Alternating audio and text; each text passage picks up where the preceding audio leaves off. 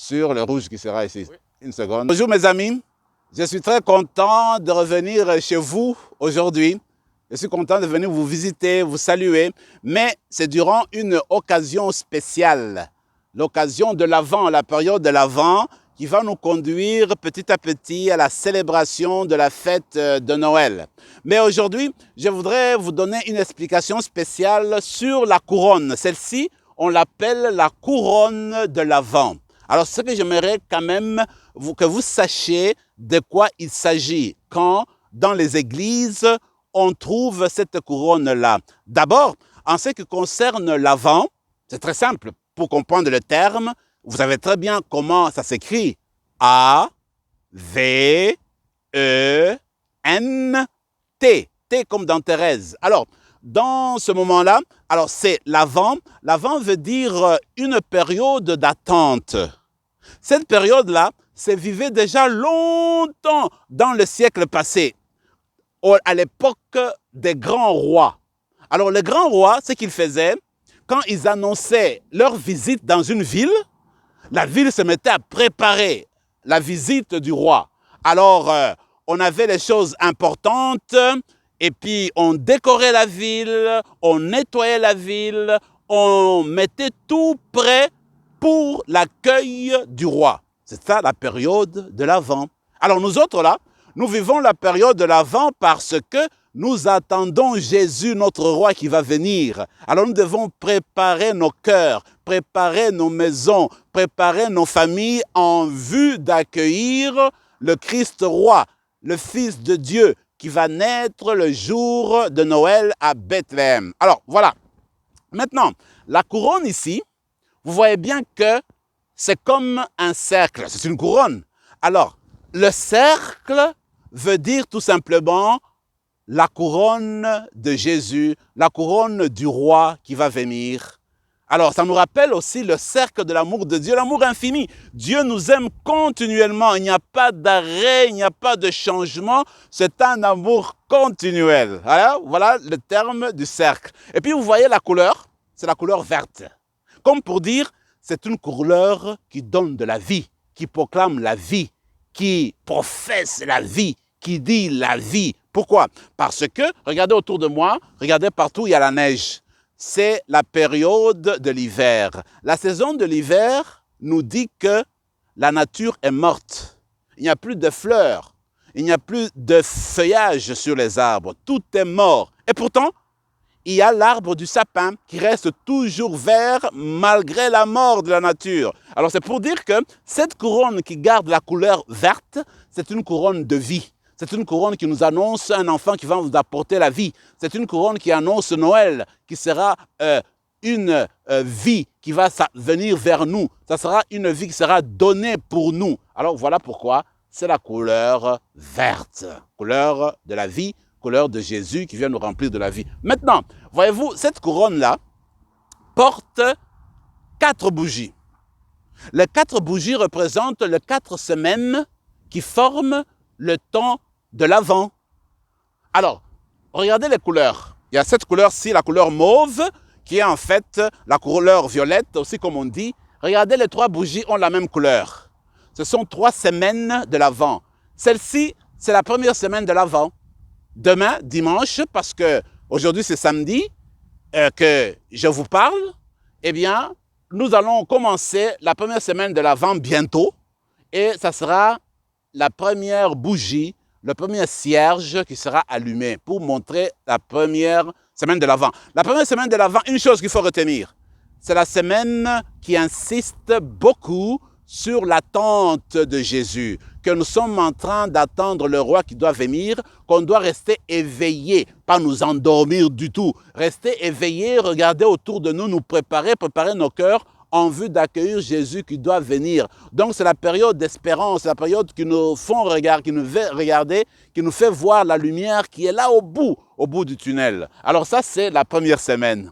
La deuxième semaine, et puis cette couleur, c'est la même chose, mais la deuxième et la troisième semaine vont nous parler de Jean-Baptiste, le précurseur, c'est-à-dire celui qui a préparé le chemin de Jésus, celui qui a préparé le peuple à accueillir Jésus. C'est lui qui aussi, devant le peuple, il pointera du doigt Jésus pour dire aux autres, regardez, c'est celui-là l'agneau de Dieu, c'est celui-là le Messie attendu, c'est celui-là qu'il faut suivre, c'est celui-là qui va nous apporter la vie en abondance, suivez-le. Donc, première semaine, attente. 2 semaines qui suivent, c'est la figure de Jean-Baptiste qui nous dit qui est Jésus. En même temps, il nous invite à préparer nos cœurs, à enlever tous les obstacles de nos cœurs pour laisser Jésus venir se joindre à nous, venir entrer dans notre cœur. Qu'est-ce que cela veut dire? Ça veut dire qu'il faut enlever toutes les montagnes, toutes les collines de colère, de mensonges, d'hésitation, et puis ouvrir son cœur et être une bonne personne pour accueillir Jésus. Alors c'est comme, regardez, une fois je me rappelle, je retournais au presbytère, donc à la maison du prêtre. C'était le soir, parce que j'étais visiter des gens. J'arrive là, il avait neigé, et je ne pouvais pas entrer, aller atteindre ma maison, aller atteindre la porte pour pénétrer dans la maison. Il a fallu d'abord déblayer l'entrée. Alors si je n'avais pas fait, impossible d'entrer dans la maison. Alors l'avant, c'est cela. La 3e et la 2e semaine nous demandent de déblayer, d'enlever les obstacles, d'enlever la neige de notre cœur pour permettre à Jésus de venir se joindre à nous et de venir habiter avec nous. Voilà la période importante, la période où on parle de Jean-Baptiste. Voilà, regardez, vous l'avez remarqué, ici, ce n'est pas la même couleur, c'est la couleur rose. Pourquoi? Alors, je reprends, premier dimanche de l'Avent, deuxième dimanche de l'Avent.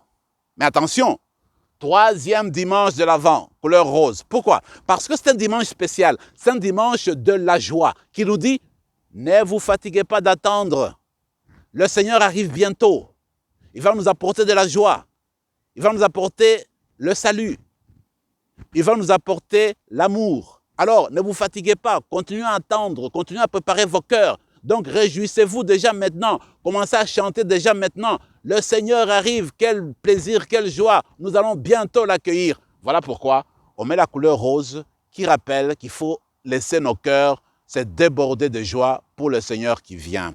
Maintenant, la toute dernière bougie, le dernier cierge, le 4e dimanche de l'Avent, le dernier dimanche, le dimanche avant Noël, eh bien, nous attendons Noël avec Marie, la mère de Dieu.